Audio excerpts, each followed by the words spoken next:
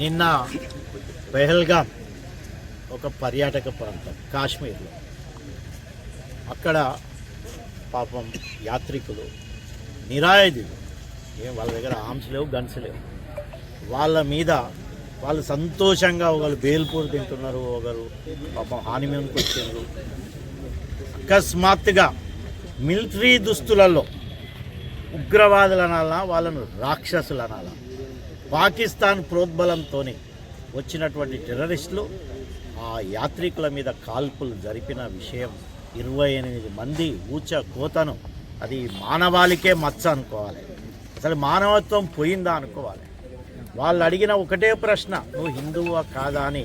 Hindu males అందరినీ, మగవాళ్ళను నిర్దాక్షిణ్యంగా ఎంత బతిలాడినా కూడా, భార్యలు తల్లులు కాళ్ళ మీద పడ్డా కూడా కనికరం చూపించకుండా కాల్పులు జరిపి మరి 29 మందిని బలి తీసుకున్న దాన్ని భారత జాతి ఉట్టిగానే వదిలిపెట్టారు.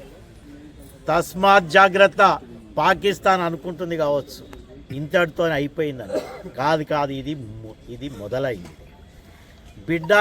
మేము పాకిస్తాన్ ఆక్యుపైడ్ కాశ్మీర్ను, బలూచిస్తాన్ను నువ్వు చూడు, నెల రోజుల లోపల మేము ఆక్యుపై చేయకపోతే నీ సంగతి తెలుస్తావు. నువ్వు ఇంకోసారి చేయని, అసలు పాకిస్తాన్నే ఈ ప్రపంచ మ్యాప్లోకి వెళ్ళి తీసిపడేస్తాం బిడ్డ అనుకుంటానేమో.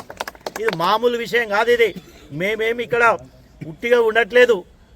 ఈ యొక్క చనిపోయిన కుటుంబాలకు కూడా మేము పూర్తి సంఘీభావం ఇక్కడ పరకాల నియోజకవర్గ భారతీయ జనతా పార్టీ తరఫున మేమందరం కూడా సంఘీభావం వ్యక్తం చేస్తున్నాం.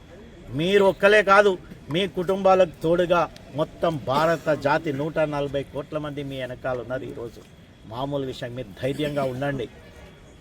నరేంద్ర మోడీ గారు, అమిత్ షా గారి నాయకత్వాన్ని సమర్థించండి.